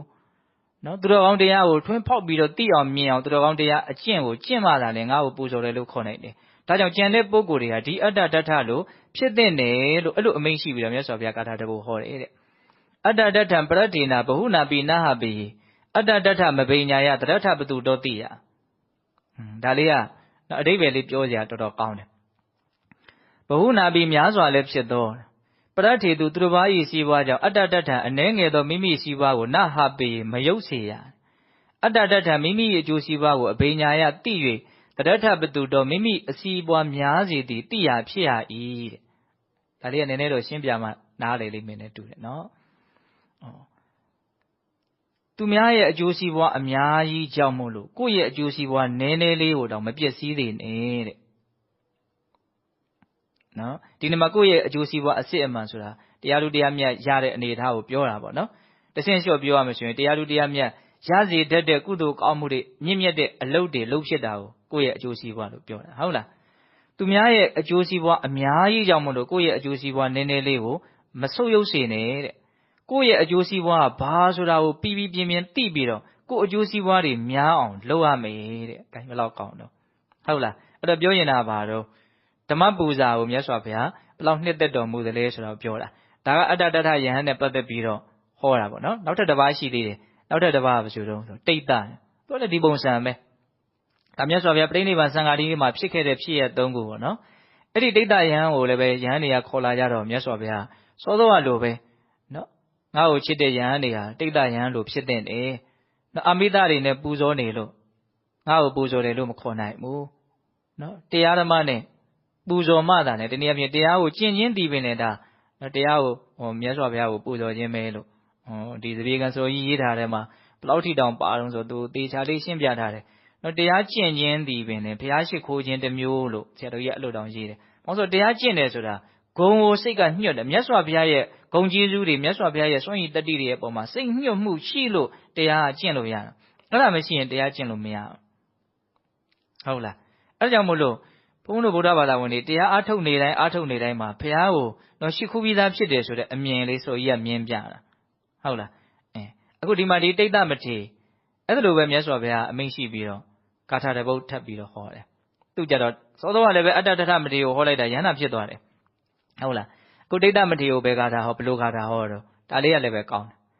ပါဝိဝေကရတံပိတ္တောရတံဥပတ္တမတ္တသနေတရောဟောတိနိဗ္ဗာပောဓမ္မပီတိရတံပိဝံတဲ့နော်အဓိပ္ပာယ်လေးကိုသေချာလေးနားထောင်ကြည့်နော်ပါဝိဝေကရတံစိတ်ညင်ရာအရက်၌ရအပ်သောမဲ့ညံပူညံဒီဟုသောအရာသာကို၎င်းဥပတ္တမတ္တသကိလေသာတို့ငြိမ်းရာဖြစ်သောနိဗ္ဗာန်၏ရတင်္စအာရမဏပစ္စယတတ္တိဟုဆိုသောအရာသာကို၎င်းပိဝိတ္တောတောက်ရသောကြောင့်ဓမ္မပီတိရတံတရားနှင့်ရှင်သောပီတိဒီဟုသောအရာသာကိုပိဝံသောတောက်ရသောသူသည်နေတရောပူပန်ခြင်းကင်းသည်နိဗ္ဗာန်ပေါ်မကောင်းမှုကင်းသည်ဟောဒီဖြစ်၏တဲ့နော်ဒါလေးကိုနည်းနည်းရှင်းပြမယ်ဟုတ်လားသူကလူတယောက်ပူပန်မှုတွေကင်းသွားဖို့မကောင်းမှုတွေကင်းသွားဖို့ဆိုရင်ဘာရှိရမလို့နော်တရားကိုသိလို့ဖြစ်တဲ့ပီတိနဲ့ချမ်းသာမှုရှိရမယ်အဲ့ဒါကိုသူပြောပုံလေးကနပဝိဝေကရတံနော်အရာသာကိုပြောတဲ့နေရာမှာအပေါ်ယံလေးဘုံဘုံပြောကြည့်မယ်နော်တကယ်တမ်းကတော့သူကမဲ့ညံဖူညံကိုအထွတ်အထိပ်အရာသာအနေနဲ့တင်သားပြောတာပေါ့နော်အဲ့ဒီအဆင့်ထိမရောက်ဘူးဆိုရင်လည်းပဲကိုယ်ခန္ဓာအကြောင်းကိုသတိထားတဲ့သတိပဋ္ဌာန်အလုပ်ကိုလုပ်ရင်းနဲ့ထိုက်တဲ့နော်ချမ်းသာမှုနှစ်သက်မှုဆိုတာနော်အထုတ်နေတဲ့လမ်းကြောင်းလေးတည့်နေလို့ရှိရင် तू ကဘာတော့မလွဲမသွေရနေမှာပဲလေဟုတ်လားအဲ့ဒါဘာတော့ကိုတယောက်တည်းဒါလုံနေတာနော်အများနဲ့ရှိမြင်လို့အလုပ်လုပ်တဲ့ခါတော့ကိုယ့်ဟာကိုယ်တယောက်တည်းပဲလုံနေတယ်ပေါ့နော်စိတ်ညင်ရအရက်လေးမှနေပြီးတော့လှုပ်ကြတာပေါ့တိတိစိတ်ဟုတ်လားအဲ့ဒါကိုပြောတာတော့ပဝိဝေကရတံစိတ်ညင်ရအရက်နဲ့ရအပ်တော့အရသာအဓိကတော့မဉ္ဇဉ်ဖူဉ္ဇဉ်ကိုရည်ရွယ်တာပေါ့မဉ္ဇဉ်ဖူဉ္ဇဉ်မရသေးဘူးဆိုရင်လည်းသူ့အဆင့်နဲ့သူပေါ့နော်စိတ်ညင်ရအရက်လေးမှလှုပ်ရင်းနဲ့စိတ်ချမ်းသာမှုလေးရဟုတ်လားဒါရင်လားဆိုမကဘူးတဲ့ဥပတ္တမတ္တသငြိမ်းအေးတဲ့စိတ်ကအဲ့ဒီငြိမ်းအေးတယ်ဆိုတာယူမယ်ဆိုရင်တော့နိဗ္ဗာန်ချမ်းသာထိယူလို့ရတယ်ဟုတ်လားနိဗ္ဗာန်ချမ်းသာကိုအရသာလို့ဒီမှာဆရာကြီးကဘယ်လိုလေးရေးပြတာဒါသင်္ကစားဆရာကြီးကနော်အာရမဏပစ္စယတတ္တိဟုဆိုတော့အရသာကို၎င်းတဲ့နော်နိဗ္ဗာန်ဤရတာနိဗ္ဗာန်ကိုဘုံတော်အာယုံပြုတ်ပြီးတော့နော်ဖြစ်တဲ့စိတ်ချမ်းသာမှုပေါ့ဟုတ်လား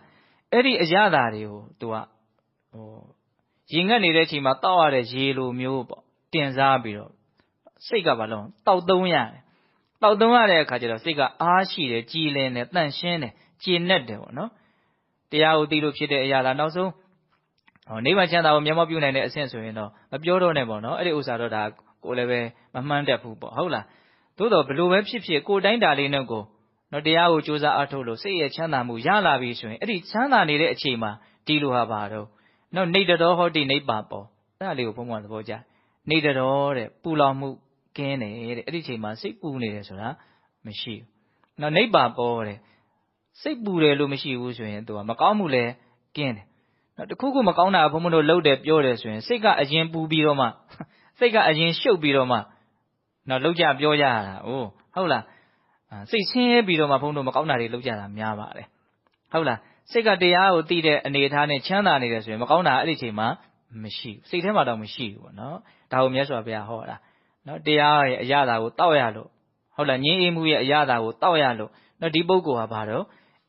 ပူပမာမှုကင်းတယ်မကောင်းမှုကင်းတယ်လို့အဲ့လိုဟောလိုက်တော့အဲ့ဒီယဟန်ကလည်းယဟန်တာဖြစ်တယ်ဟုတ်လားဒါကတော့တိဋ္ဌမထေရနော်ယဟန်တာဖြစ်သွားတဲ့ဂါထာလေးပေါ့တိဋ္ဌမထေကိုယဟန်တာဖြစ်အောင်ဟောတဲ့ဂါထာနောက်ထပ်တစ်ပါးရှိသေးတယ်အဲ့ဒါကဘာလို့ဆိုဓမ္မာရာမမထေတဲ့ဟုတ်လားဓမ္မာရာမဆိုတာတရားနဲ့မွေးလျော်တယ်ဆိုတဲ့အဓိပ္ပာယ်ပေါ့နော်အဲ့ဒီယဟန်ကလည်းအဲ့လိုပဲမြတ်စွာဘုရားနာကိုမကပ်ဘဲနဲ့သူပဲစောက်ချပြီးတော့လုံနေလို့ယဟန်နေရဲ့လျှောက်ထားချက်ကြောင့်မြတ်စွာဘုရားကြီးရောက်လာရောက်တော့လည်းပဲငါ့ကိုချစ်တဲ့ပုဂ္ဂိုလ်တွေကဓမ္မာရာမလို့ဖြစ်တဲ့နေအဲ့လိုအမိန့်ရှိပြီးတော့မြတ်စွာဘုရားဒီဂါထာလေးကိုဟောတယ်ဓမ္မာရာမောဓမ္မရတောဓမ္မအနုဝိစိန်တယံနော်ဓမ္မအနုတ္တရံဘိက္ခုနော်တတ္တမနပရိဟာယတိတဲ့နော်ဘာပြောတော့အဓိပ္ပာယ်ကဓမ္မာရာမောတဲ့သမထဝိပဿနာလည်းမွေးလျော်ရရှိတော့ဓမ္မာရာမောဆိုတရားမှာမွေးလျော်ရရှိနော်သူ့မှာပျော်စရာနေရာလေးရှိတယ်ပေါ့အဲ့ဒါပေါင်းဆိုတရားပေါ့နော်တရားလျင်သူ့မှာပျော်စရာရှိတယ်ပျော်စရာရှိတော့လည်းပဲဒီထဲမှာပဲသူပျော်တယ်အဲ့ဒါကိုဓမ္မာရတောလို့ထပ်ပြောတယ်ဓမ္မာရမောတရားလျင်ပျော်စရာရှိသောဓမ္မရတောအဲ့ဒီတရားမှာပဲပျော်နေသောနော်အဓိပ္ပာယ်လေးကကောင်းတယ်နော်ဓမ္မတရားကိုအနုဝိစိန်တရားအဖန်ဖန်တလဲလဲကြံစီစဉ်းစားတတ်သောတရားနဲ့ပတ်သက်ပြီးတော့ပဲသူတွေးတယ်ကြံတယ်သူ့ရဲ့စိတ်ကူးကဟုတ်လားဓမ္မတရားကိုအနုတ္တရအဖန်တလဲလဲအောက်မေ့သောနော်ဆိုလိုအချိန်ကြီးကုန်သွားတယ်ဘဝမှာဒီတရားနဲ့ပဲသူဟာနေသွားတယ်ပေါ့နော်တရားနဲ့ပျော်တယ်နော်တရားလင်ပျော်ရာရှိတယ်တရားကိုပဲကြံစီစဉ်းစားတယ်တရားကိုပဲအောက်မေ့တယ်အဲ့လိုဆိုရင်အဲ့လိုပုဂ္ဂိုလ်ဟာတဲ့တတ္တမသူတော်ကောင်းတရားမှာနပရိဟာယတိဘယ်တော့မှမဆုတ်ယုတ်ဘူးတဲ့အမြဲတမ်းတိုးတက်နေမှာပဲပေါ့နော်နောက်ဆုံးနိဗ္ဗာန်ချမ်းသာမြင်သည့်အထိဉာဏ်ပညာတွေထက်မြက်ပြီးတော့ဒုက္ခတွေငြိမ်းသွားမှာပဲဒါပြောတာဟုတ်လားအဲ့တော့ဒီဂါထာလေးတွေကလည်းပဲနော်ဒီပူဇော်ခြင်းနဲ့ပတ်သက်ပြီးတော့ဆက်နေလို့ဒါဘုံဘုံတို့ပြောပြတာဟုတ်လားအဲ့တော့ဒီမှာနေကုန်းကျုပ်နောက်ထပ်ဘာပြောကျင်တော့ဆိုတော့ဒီတရားနဲ့ပတ်သက်ပြီးတော့နော်ပူဇော်တိုက်တဲ့အရာတွေထဲမှာတရားအကျင့်ကိုကျင့်ပြီးတော့ပူဇော်နိုင်ဖို့အရေးကြီးပုံလေးကိုဟုတ်လားနေကုန်းကျုပ်ကလေးပြောကျင်တာအဲ့ဒါကဘာလဲဆိုတော့ဘုန်းတို့သာဂါထာဝကတန်ယုတ်ပါဠိတော်မှာဂါရဝသုတ်တံဆိုတာရှိတယ်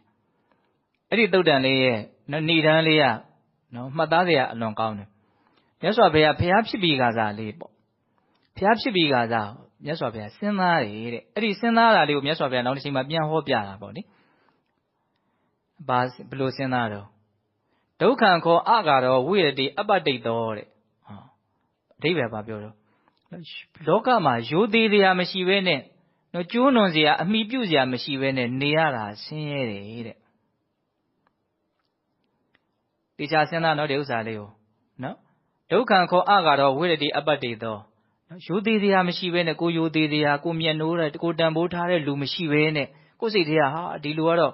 အလွန်ကိုတော်တာပဲဆိုပြီးတော့အာကိုအာရာပြုတ်ပြီးတော့ဟုတ်လားနေရတဲ့လူပေါ့နော်ဒါနားလည်တွေ့အောင်ပြောတာပါဟုတ်လားအဲ့လိုရိုသေစရာမျက်နှိုးစရာနော်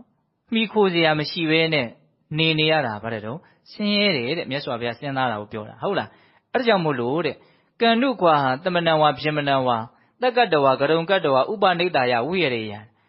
ငါဘယ်လိုပညာရှိယဟန်သူတော်ကောင်းတွေကိုနော်အယုအသေးပြုတ်ပြီးတော့အလေးအမြတ်ပြုတ်ပြီးတော့အမိပြုတ်ပြီးတော့နေရပါမတုံးလို့အဲ့လိုစဉ်းစားနေတယ်ကဲ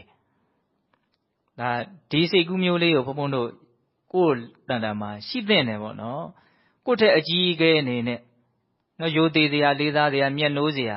မရှိဘဲနဲ့နေရတာပါတော့ဆင်းရဲတယ်တဲ့ဒါမြတ်စွာဘုရားအကုန်တရားလုံးကိုသိပြီးဒုက္ခတွေအကုန်ငြိမ်းပြီးတော့မှစဉ်းစားပုံနော်ဟုတ်လားဒါဘုရားဖြစ်နေတာတော့ဘုရားအဲ့လိုစဉ်းစားတယ်တဲ့နော်ယုသေးစရာလေးစားစရာတန်ဖိုးထားစရာနော်မှီကိုစရာမရှိဘဲနဲ့နေရတာဆင်းရဲတယ်ဒါကြောင့်မလို့ငါဘယ်လိုနော်တမနာဖြစ်မနာတွေကိုနော်အယုအသေးပြုတ်ပြီးတော့အလေးအမြတ်ပြုတ်ပြီးတော့အမိပြုတ်ပြီးတော့ငါနေရရင်ကောင်းမလို့လို့စဉ်းစားအဲ့ဒါနဲ့မြတ်စွာဘုရားလောကကြီးတစ်ခုလုံးကိုသူ့ရဲ့ဉာဏ်နဲ့သူယုသေးတဲ့နဲ့လေးစားတဲ့နဲ့မျက်နှိုးတဲ့နဲ့နော်အလေးအမြတ်ပြုတ်တဲ့ပုဂ္ဂိုလ်လိုက်ရှာတယ်ဗြဟ္မာတွေနတ်တွေလူတွေတမနာဖြစ်မနာတွေအကုန်လုံးလိုက်ရှာသူ့ထက်သာတဲ့လူမပြောနဲ့ဒန်းလူတော့မတွေ့ဘူးတဲ့ဟုတ်လားဘယ်မှာမှရှာလို့မတွေ့ဘူးဆိုတော့ तू ကလူအနေနဲ့ပုဂ္ဂိုလ်အနေနဲ့တတ္တဝါအနေနဲ့မြတ်စွာဘုရားနော်အလေးအမြတ်ပြုဖို့မျက်နှိုးဖို့ဆိုတာတော့မရှိဘူးအဲ့တော့မြတ်စွာဘုရားဘယ်လိုထပ်ပြီးတော့စဉ်းစားတော့ အဲ့ဒါလို့ဆိုလို့ရှိရင်တဲ့ငါထိုးထွင်းပြီးတော့သိထားတဲ့ဟောဒီသူတော်ကောင်းတရားကိုပဲဟောမလေးပါဖို့လေးပါနိဗ္ဗာန်ပေါ့နော်ဒီလောကုတ္တရာတရား၉ပါးကိုပဲနော်တက္ကတဝါကရုံကတ္တဝါဥပနိတ္တယဟုတ်လားအယုအသေးပြုတ်ပြီးတော့အလေးအမြတ်ပြုတ်ပြီးတော့ငါနေတော့မယ်လို့အဲ့လိုမြတ်စွာဘုရားစဉ်းစားတဲ့ဟုတ်လားအဲ့ဒါလို့စဉ်းစားတဲ့အချိန်မှာနော်တန်ပတိပြမာကြီးရောက်လာပြီးတော့မြတ်စွာဘုရားကိုနော်လာပြီးတော့ရှေးတုန်းကပွင့်တော်မူပြီးသားမြတ်စွာဘုရားတွေလည်းဒီလိုပဲတရားကိုပဲအလေးအမြတ်ပြုတ်ပြီးတော့နေတော့မယ်လို့စဉ်းစားခဲ့ကြတာအဲ့လိုပဲနေသွားကြတာဟုတ်လားနောင်ပွင့်မဲ့ဘုရားတွေလည်းဒီလိုပဲနေအောင်မှာမြတ်စွာဘုရားတွေးပုံဟာမှန်ကန်တယ်ဆိုတဲ့အကြောင်းကိုသူလာပြီးတော့ထောက်ခံတယ်ပေါ့နော်အဲ့ဒီမှာမြတ်စွာဘုရားဂါထာ၃ပုဒ်ဟောပြတယ်တဲ့အဲ့ဒီဥစ္စာလေးတွေအလွတ်ကျက်ထားရင်တော့ကောင်းမှာဟုတ်လားယေသတိတာတံဗုဒ္ဓယေသဗုဒ္ဓနာဂတာယောဇတရဟိတံဗုဒ္ဓဘဟုနံတောကနာတနောတဲ့သဗ္ဗေတရမကရုဏောဝိဟံတုဝိဟရန္တိစတထာပိဝိရိတံတိဧတဗုဒ္ဓနာဓမ္မရာတတ္တမယိအတ္တကာမိနမဟာဓမ္မပိကိင်္ဂတာတတ္တမောဂရုကာတဘောတရံဗုဒ္ဓနာသာသနံအဓိပ္ပာယ်ဘာပြောတော့အကျဉ်းမြင့်လေးပဲဖုံဖုံပြောပြမယ်ဟုတ်လားရှင်းတုန်းကပွင့်ခဲ့ပြီးသားမရေမတွက်နိုင်သောဘုရားရှင်ကိုရောမြတ်ကြီးတွေပွင့်ခဲ့တာတွေရှိတယ်ဟုတ်လားနောင်အနာဂတ်မှာလည်းမရေမတွက်နိုင်အောင်ဘုရားတွေဟာပွင့်ကြလဲဦးမယ်ဒါလောကရဲ့သဘောပေါ့နော်အဲ့ဒါလိုပဲအခုလောလောဆယ်လည်းမြတ်စွာဘုရားပွင့်နေတယ်အဲ့ဒါလိုပွင့်ပြီးပွင့်လက်တံပွင့်စေဘုရားအဆူဆူတို့ဟာတဲ့သဗ္ဗေတရမကရုဏောဝိဟံတုဝိရန္တိစအလုံးစုံသောဒီဘုရားတွေဟာသူတော်ကောင်းတရားကိုပဲအလေးအမြတ်ပြုပြီးတော့နော်နေခဲ့ကြတယ်နေကြလက်တံအခုနေလဲနေကြစေဟုတ်လားနောက်တော့ပွင့်ရတဲ့ဘုရားတွေကလည်းသူတော်ကောင်းတရားကိုအလေးအမြတ်ပြုပြီးနေခဲ့တယ်နောက်မှပွင့်ကြမယ်မြတ်စွာဘုရားတွေကလည်းသူတော်ကောင်းတရားကိုအလေးအမြတ်ပြုပြီးတော့နေကြလိမ့်မယ်အခုပွင့်နေတဲ့မြတ်စွာဘုရားကလည်းသူတော်ကောင်းတရားကိုအလေးအမြတ်ပြုပြီးတော့နေနေတယ်ဒါကြောင့်မို့လို့တဲ့ဒါတွေဟာဘုရားရှင်တို့ရဲ့ထုံးတမ်းစင်လာဓမ္မရာတွေပေါ့နော်အဲ့ဒါကြောင့်မို့လို့ကိုယ့်ရဲ့အကျိုးစီးပွားကိုအလိုရှိတဲ့မြင့်မြတ်မှုကိုတောင့်တတဲ့ပုံကိုယ်တွေဟာနော်သူတော်ကောင်းတရားကိုအမြဲတမ်းအလေးအမြတ်ပြုပြီးတော့နေသင့်တယ်တဲ့ပူဇော်ပြီးတော့နေသင့်တယ်တတ္တမယိအဋ္ဌကာမေနမဟာဓမ္မပိကိင်္ခတာနော်အဋ္ဌကာမေနအကျိုးရှိတာတွေကိုအလိုရှိတဲ့ပုဂ္ဂိုလ်နော်မဟာဓမ္မပိကိင်္ခတာမြင့်မြတ်မှုကိုတောင့်တတဲ့ပုဂ္ဂိုလ်ဒါပင်ကိုကဒီစိတ်ကလေးတွေပါဖို့တော့လိုတယ်နော်ဟုတ်လားအကျိုးရှိတာကိုဖြစ်ချင်တယ်ရချင်တယ်နော်မြင့်မြတ်တာကိုတောင့်တတယ်အဲ့ဒီလိုဆိုလို့ရှိရင်တပ်ပြီးတရမကရုကာတဘောနော်သူတော်ကောင်းတရားကိုဘာလို့ရမှာတော့ရိုးရိုးသေးသေးလေးလေးစားစားစိတ်ထဲမှာမျက်မျက်နှုံနှုံအမြဲတမ်းပူဇော်မဲ့အရာထဲမှာသူ့ကိုရှေ့တန်းမှာထားရမယ်ဟုတ်လားအဲ့လိုပြောလို့ကျန်တာတွေကိုအရေးမထားဘူးလို့ဆိုလိုတာမဟုတ်ဘူးနော်ဟုတ်လားပူဇော်ခြင်းတွေထဲမှာဘယ်ပူဇော်ခြင်းကအဆင့်ဘယ်လိုဆိုတာလေးကိုပြောပြတာဟုတ်လားဒီနေ့မှာမြတ်စွာဘုရားကိုပူဇော်တဲ့နေရာမှာတော့တတ်တော်တင်ရှားမြတ်စွာဘုရားကိုပူဇော်တာနဲ့ပြိဋိဘံစံပြီးတဲ့နောက်မှာမြတ်စွာဘုရားကိုရည်မှန်းပြီးတော့ပူဇော်ရတဲ့နေရာမှာစိတ်ထားတူလို့ရှိရင်အကျိုးပေးတူတယ်ဆိုတဲ့စကားလည်းပဲအလွန်မှထင်ရှားတယ်ပေါ့ဟုတ်လားကိုယ်စိတ်ထဲကအဓိကနော်ကောင်းကျိုးချမ်းသာကိုဖြစ်စေတတ်တဲ့ဓာတ်တဘာဝတွေဟာကိုယ်စိတ်ထဲမှာပဲအဓိကဖြစ်ပေါ်နေတာပေါ့ဟုတ်လားအဲ့ဒါကိုဘုံဘုံတို့က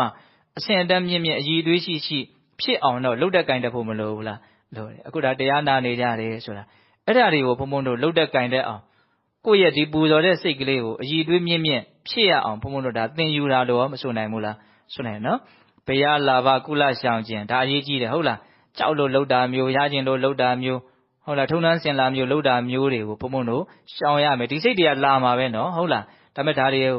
မလာအောင်မလာတဲ့အရာတွေလို့နားလည်မှုရှိဖို့မလိုဘူးလားလိုတယ်ပြီးတော့ပူဇော်ခြင်းတွေထဲမှာအမိတပူဇာတဲ့ဓမ္မပူဇော်ဟာပို့ပြီးတော့တန်ဖိုးရှိတယ်ဆိုတာလေးကိုပြောပြတာဟုတ်လားနောက်ဆုံးဘယ်ထိတရားကနော်အကျိုးကျေးဇူးကဆက်ရောက်သွားမှာတော့နော်ဓမ္မပူဇာနဲ့ပူဇော်မယ်ဆိုလို့ရှိရင်နောက်ဆုံးနိဗ္ဗာန်ချမ်းသာရပြီးတော့ဒုက္ခငြိမ်းသည့်အထိနော်စစ်မှန်တဲ့ချမ်းသာနဲ့ပြည့်စုံသည့်အထိရောက်မသွားပြီဘူးလားရောက်သွားမယ်နော်ဒါကြောင့်မလို့ကိုယ်ခန္ဓာကိုယ်မှာသတိလေးကပ်ပြီးတော့တရားတစ်ချက်မှတ်လိုက်တိုင်းအာယုံတစ်ချက်စိုက်လိုက်တိုင်းငါသည်ပူဇာစပူဇနေဟာနမင်္ဂလာနဲ့လည်းပြည့်စုံနေတယ်လို့မြင်တတ်ဖို့လိုတယ်ဟုတ်လားဘုရားရှိခိုးတော့ပြီးတော့ဘုရားရှိခိုးနေမှာပူဇာစပူဇနေဟာနမင်္ဂလာနဲ့ပြည့်စုံတာမဟုတ်သေးဘူးနော်အမျိုးမျိုးရှိတယ်ဆိုတာလေးကိုမြင်တတ်ဖို့ပဲအဓိကဒီယတနာမြတ်သုံးပါးရဲ့မြင့်မြတ်ပုံတွေကိုယ်ကောင်းထဲမှာရှိပြီးတော့တန်ဖိုးထားတဲ့စိတ်ကလေးရှိနေဖို့ပေါ့ဟုတ်လားအဲ့ဒီဥစ္စာပို့ပြီးတော့ခိုင်မာဖို့ဆိုလို့ရှိရင်ဘုံတို့တရားသိရင်ပို့ပြီးတော့ဒါခိုင်မာသွားမှာပဲလေဆိုရပါစို့ဒါနေကုန်းကြုံလေးဘုံအကြမ်းမြင်ပြောပြမယ်ပုထုဇဉ်တယောက်ရဲ့ယတနာမြတ်သုံးပါးပုံမှာကြီးညိုပုံပူဇော်ပုံနဲ့အရိယာတယောက်ရဲ့ယ ယတနာမြတ်သုံးပါးပေါ်မှာကြီးညိုပုံပူဇော်ပုံတူနိုင်မလားဘာလို့မတူတာတော့အတိမတူလို့ပေါ့ဟုတ်တယ်မဟုတ်လားသစ္စာလေးပါးသိသွားကြတဲ့ပုဂ္ဂိုလ်တွေဟာဒါဒီဒါလင်တန်ဖိုးရှိသုံးလို့အဆုံးစွန်သူတို့ဘာဖြစ်သွားကြပြီတော့နားလေသွားကြပြီဟုတ်လားဒါကြောင့်မလို့တရားကျင့်တယ်ဆိုတာယတနာမြတ်သုံးပါးကိုပူဇော်တယ်ဆိုတာလေးဟုတ်မဟုတ်ဆိုတာလေးသဘာဝကြမကြဆိုတာလေးကိုလည်းဒီရှုထောင့်ကနေကြည့်ဟုတ်လားအသိဉာဏ်ရှိအောင်ကိုကလုပ်နေတယ်တကယ်သိသွားပြီဟဲ့ဆိုလို့ရှိရင်မြတ်စွာဘုရားရဲ့ကျေးဇူးကြောင့်ဒီသူတော်ကောင်းတရားကိုသိရတယ်ဆိုသူတို့ရဲ့တန်ဖိုးတွေကိုတော့တရားထုတရားမြတ်ကိုမရခင်ကနဲ့ကိုယ့်ရဲ့အသိဟာတူမလားမတူ။အဲတရားထုတရားမြတ်ရတဲ့အဆင့်ကိုတာထားလိုက်အောင်မရသေးဘူးဆိုရင်တောင်မှဝိပဿနာဉာဏ်ရှင်းကြက်ရမယ်ဆိုရင်တောင်မရခင်ကနဲ့ယတနာမြတ်သုံးပါးပေါ်မှာတန်ဖိုးထားတာတူမလားမတူဘောင်းဆိုချမ်းသာတာမတူလို့ရှိရင်တန်ဖိုးထားတာမတူဟုတ်လားယတနာမြတ်သုံးပါးကြောင့်ချမ်းသာမှုရလာတယ်အဲ့ဒီချမ်းသာမှုအနှိမ့်အမြင့်ပေါ်မှာလိုက်ပြီးတော့ယတနာမြတ်သုံးပါးရဲ့ပေါ်မှာတန်ဖိုးကိုနားလည်မှုမျက်နှိုးနိုင်မှုဟာအနှိမ့်အမြင့်ခွာနေအောင်ပါပဲပြောရရင်တရားကိုသိရင်သိတဲ့လောက်ဒီပူဇော်တဲ့ကိစ္စလေးနဲ့သွားမယ်ဟုတ်တယ်မဟုတ်လားတရားကိုသိရင်သိတဲ့လောက်ပူဇော်တဲ့ကိစ္စလေးနဲ့သွားမယ်ဒါကြောင့်တရားကိုသိအောင်အားစိုက်ချင်းသည်ပင်လျင်အမြင့်မြတ်ဆုံးပူဇော်ခြင်းဖြစ်နေတာအဲ့လိုလေးဘုံဘုံတို့တဘာဝကြကြစဉ်းစားရမယ်ဟုတ်လားအဲ့တော့ဘုံဘုံတို့ဒီနေ့ကတော့ဒီနေ့လဲမိနစ်50ကျော်သွားပြီဟုတ်လားအဲ့တော့ပြောစရာလေးတွေလည်းကုန်သွားပြီနော်အဲ့တော့ပြောရတာတွေအကုန်လုံးပြန်ပြီးတော့နှိမ့်ချုပ်ကြည့်မယ်နော်ပူဇော်တိုက်တဲ့အရာတွေကဘာတွေတော့ယတနာမြတ်သုံးပါးမိဘဆရာသမားနော်ဦးကြီးဦးလေးဒေါ်ကြီးဒေါ်လေးဟုတ်လားကိုဘောကျေးဇူးရှိရရင်ညီကိုမောင်နှမတွေနော်ဒါတွေကိုနားလည်ရမယ်ပေါ့ဟုတ်လားပူဇော်လို့ရှိရင်ဘာအကျိုးကျေးဇူးရမှာတော့လောကီအကျိုးကျေးဇူးကနေနောက်ဆုံးလောကုတ္တရာအကျိုးကျေးဇူးတိုင်အောင်နိဗ္ဗာန်ချမ်းသာတိုင်အောင်နော်အဆုံးစွန်အကျိုးကျေးဇူးတွေမရနိုင်ဘူးလားရနိုင်တယ်နော်ပူဇော်ခြင်းဘယ်နှမျိုးရှိတော့အာမိတပူဇာဓမ္မပူဇာလို့2မျိုးရှိတယ်မြတ်စွာဘုရားဘာကိုပို့ပြီးတော့နှစ်သက်တော့ဓမ္မပူဇာကိုပို့ပြီးတော့နှစ်သက်တယ်အဲ့မှာပြောဖို့တစ်ခုကြံသွားတာဘာကြောင့်ဓမ္မပူဇာကိုမြတ်စွာဘုရားအဲ့လောက်ချီးမွမ်းပြီးတော့ဟောရတယ်လဲဆိုတဲ့အချက်ကလေးကိုတပြေကံစော်ကြီးပြောတာလေးရှိတယ်အာမိတပူဇာတွေနဲ့ဘလောက်ပူဇော်သာသနာကအဲ့ဒါကြောင့်မလို့အကြာကြီးမတည်နိုင်ဘူးတဲ့သူကြပါတော့ကျောင်းရည်ကြီးတွေစောက်တယ်ဘုရားကြီးတွေကြီးတွေတဲတယ်ဟာတက်နိုင်လို့အများကြီးပူဇော်တယ်ပေါ့အာမိတနဲ့ပစ္စည်းဝတ္ထုနဲ့အဲ့ဒါသာသနာအရှိကြီးတည်ဖို့အတွက်အလွန်ကြီးအကျိုးကျေးဇူးမများဘူးတဲ့သာသနာအရှိတည်ဖို့အတွက်အကျိုးကျေးဇူးများတာတရားသိတဲ့လူများရှိလာမှ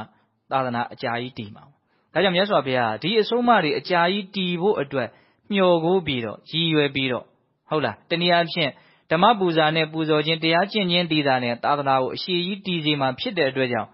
အဲ့ဒီရှုထောင့်ကလည်းကြည်ပြီးတော့ဒီဓမ္မပူဇာကိုမြတ်စွာဘုရားချီးမွမ်းပြီးတော့ဟောတာလို့ဆိုရက်အဲ့လိုသုံးသပ်ပြတယ်ဟုတ်လားတန်ဖိုးခြင်းကွာပုံကိုအဲ့လိုရှုထောင့်တစ်မျိုးကလည်းမြင်တဲ့ရမယ်ပေါ့ဟုတ်လားသာသနာအကြာကြီးတည်စေနိုင်တဲ့ပူဇော်ခြင်းကဘယ်လိုပူဇော်ခြင်းမျိုးလဲမျိုးရင်တရားကျင့်ခြင်းလို့ဆိုတဲ့ဓမ္မပူဇာတည်တာနဲ့သာသနာကိုအကြာကြီးတည်စေလိမ့်မယ်ဟုတ်လားဟာသူကလည်းမလုပ်ဘယ်သူမှလည်းမသိဘူးဆိုတော့နောက်လှုပ်ရှင်တဲ့လူကဘယ်သူသွားမေးလို့မေးရမှန်းတော့သိတော့မှမဟုတ်တော့ဘူးလေတရားသိတဲ့လူရှားသွားပြီဆိုလို့ရှိရင်တရားသိတဲ့လူတွေအများကြီးဆိုလို့ရှိရင်ဒါကဆက်ပြီးတော့လက်ဆင့်ကမ်းသွားနိုင်မယ်ပေါ့ဟုတ်လားဒါကြောင့်အာမိတပူဇာတဲ့ဓမ္မပူဇာကမြတ်တယ်ဆိုတာအဲ့ဒီလိုမျိုးတဘာဝကြရှုထောင့်အစုံကနေမြင်တတ်ဖို့မလိုဘူးလားလိုတယ်ဒါကြောင့်အာမိတပူဇာနဲ့ပူဇော်ပြီးတော့နော်ကျန်တဲ့ပူဇာတွေလည်းပူဇော်ရမှာပါပဲဟုတ်လားဘာပဲဖြစ်ပေါ့ဟုတ်လားအာမိတပူဇာလည်းပဲစွန့်နိုင်တဲ့လောက်ပူဇော်ရမယ်ဒါပေမဲ့အထူးသဖြင့်တော့ဓမ္မပူဇာနဲ့ယတနာမြတ်သုံးပါးကိုပူဇော်နိုင်မယ်ဆိုလို့ရှိရင်နောက်ဆုံးဒုက္ခငြိမ်းသည့်အထိကောင်းကျိုးချမ်းသာကိုရမယ်ပေါ့နော်ဒါကြောင့်ပူဇာစပူဇာနေယာနဟုတ်လားပူဇော်တဲ့ပူဇော်တိုက်တဲ့အရာကိုပူဇော်ရခြင်းဆိုတဲ့မင်္ဂလာတရားနဲ့ပြည့်စုံအောင်ကြိုးပမ်းအထောက်နိုင်ကြပါစေလို့ဘုန်းတော်ဆန္ဒပြုပြီးတော့ဒီကနေ့ပြုလို့အထောက်အပ်သောဒါနသီလသမာဓိပညာကုသိုလ်ကောင်းမှုအစွစုတို့ရဲ့စွမ်းတတ္တိကြောင့်ဘုရားတပည့်တော်တို့သည်မဲ့ဉဏ်ဘုံဉဏ်မျက်နှိပ်ဗံကိုလင်းမြန်ထုတ်ချောက်မျက်မှောက်ပြုပရစေကုန်သောဟုပတ္တနာအောင်စုပြုကြကုန်ရာတည်း